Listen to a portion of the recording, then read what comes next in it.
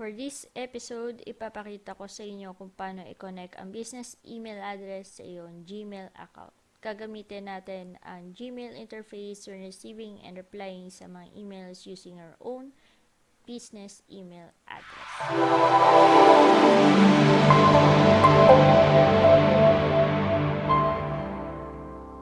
For more show and tell videos, click the subscribe button and the bell icon para ma-notify ka sa next episodes ko.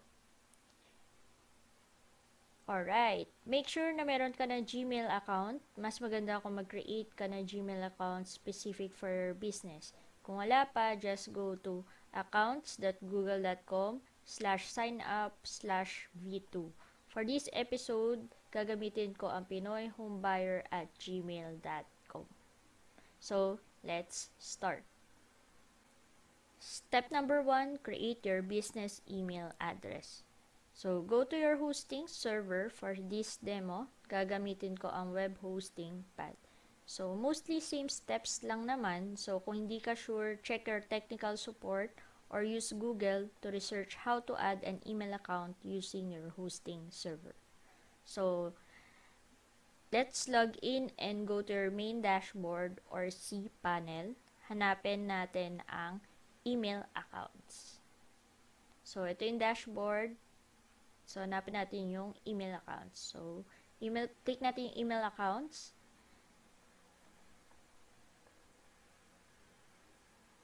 Then, click natin yung create email account.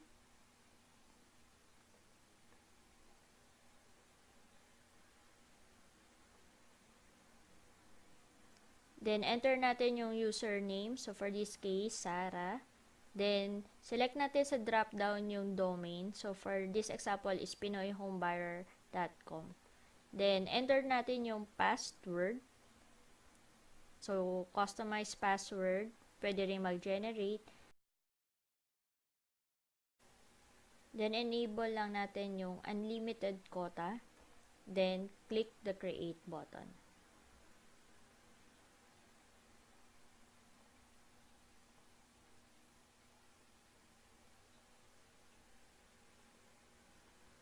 So, the account has been created successfully.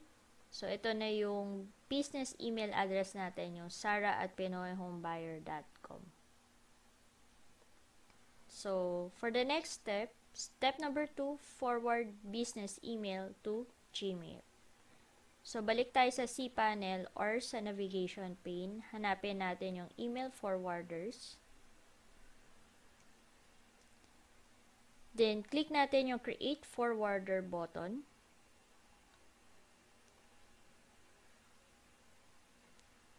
Then, lagay natin yung email address na kinreate natin kanina. So, sarah@pinoyhomebuyer.com.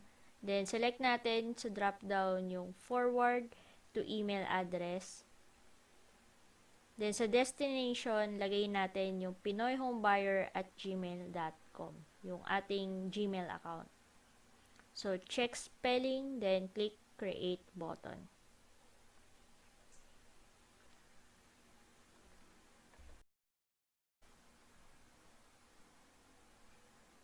So, na-create na yung email forwarder. Lahat ng emails na nare-receive ni Sarah at pinoyhomebuyer.com, ifo-forward or isi-send sa ating Gmail account na si pinoyhomebuyer@gmail.com. So, test natin. Gagamitin ko yung personal account ko. Compose tayo ng message. Send natin kay sarah@pinoyhomebuyer.com.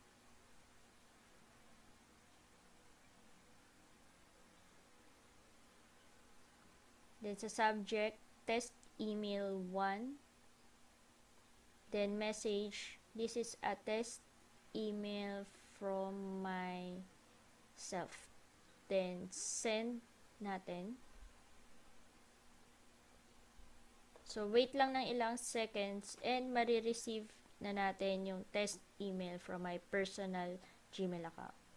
So, na-receive din natin siya under ng pinoyhomebuyer@gmail.com. So, let's check. Sent to sarah@pinoyhomebuyer.com. gmail.com. So, wala siya sa spam folder. So, success tayo doon. Dahil every time na may email kay sara@pinoyhomebuyer.com ay ma-receive din natin sa pinoyhomebuyer@gmail.com. So, ngayon, need natin mag-reply sa email. But ang default na gamit natin ay si pinoyhomebuyer@gmail.com. So, paano tayo makaka-reply? Ang gamit natin is pinoyhomebuyer@gmail.com. Paano tayo makaka-reply using sara@pinoyhomebuyer.com? So, this is step number 3. Send mail as business email while in Gmail. So, sa Gmail account natin, select natin yung gear icon, then settings. Then, click natin yung accounts and import. Then, hanapin natin yung send mail as. Then, click natin yung add another email address. So, may lalabas na pop-up window. So, enter lang natin yung name and email address. So, sara@pinoyhomebuyer.com. Then, check lang natin yung treat as an alias. Then, click natin yung next step button. Then, next is, i-configure natin yung SMT server. So, kailangan natin bumalik sa ating cPanel. And, kailangan natin yun hanapin yung email accounts. So, email accounts, eto. Click natin email accounts. Then, hanapin natin yung email address nating sara@pinoyhomebuyer.com and click natin yung set up mail client. So, magbibigay siya ng mga configuration settings. So, ito yung ilalagay natin dun sa pop-up window. So, select natin yung outgoing services. So, let's copy this email or server dito sa SMT server. Then, yung port is 465. So, 465. Then, username, copy din natin. So, ito lang yung email address. Then, yung password na ginamit natin para iset yung email account na yon. Then, just select recommended and click the add account. So, since na-set up na natin yung email forwarder at lahat ng emails ni sara@pinoyhomebuyer.com ay masisend na sa ating pinoyhomebuyer@gmail.com. So, yung confirmation code ay dapat ma-receive natin sa Gmail account. So, ito na yung confirmation code. Open natin. Then, copy natin yung confirmation code. Then, i-paste natin dito sa field. Then, click verify button.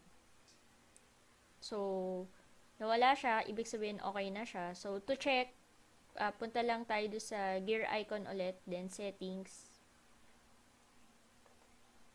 Then, accounts and import. Then, dapat makita na natin siya doon sa list, yung sara@pinoyhomebuyer.com. So, pwede natin siyang iselect as a default. So, click lang natin yung make default.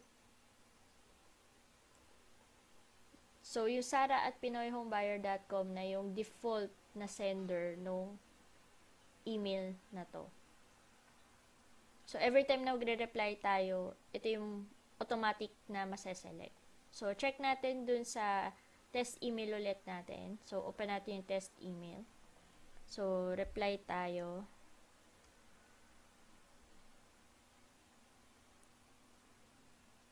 Then, select natin yung edit subject or yung to field. Ayan. So, makikita natin yung from. Ayan. Yung from.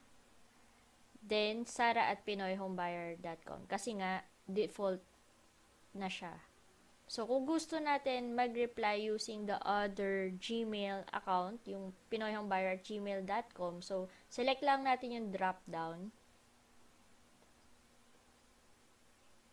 Then, makikita na natin doon yung another email address. So, for now, magre-reply tayo as sara@pinoyhomebuyer.com. So, reply lang tayo dito sa email na to. So, hello, reply. Then, send.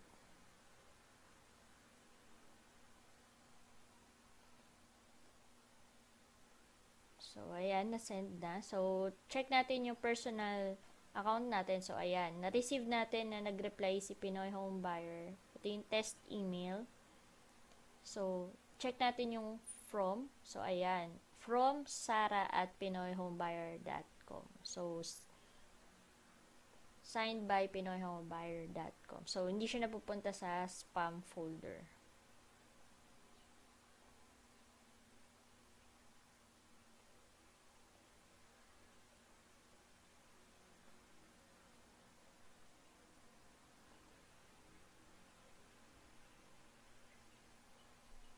Okay, so, let's compose another message. Mag-send naman tayo ng message to my personal Gmail account nang hindi nagre-reply. So, ayan, subject, then message, then send.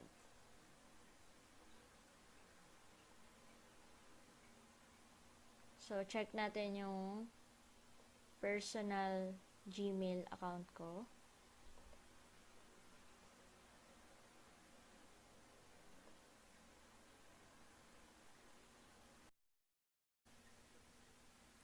So, ayan, na-receive na natin yung message.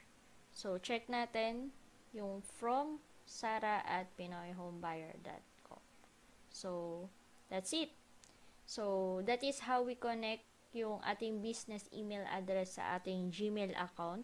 We can still reply to these emails without leaving our Gmail interface. So, I hope marami kayo natutunan for this episode. So kapag nagustuhan mo ang video na to, don't forget to subscribe and click on the bell icon para ma-notify ka sa next episodes ko. Don't forget also to comment, like, and share this video and hope to see you on my next episodes. God bless everyone!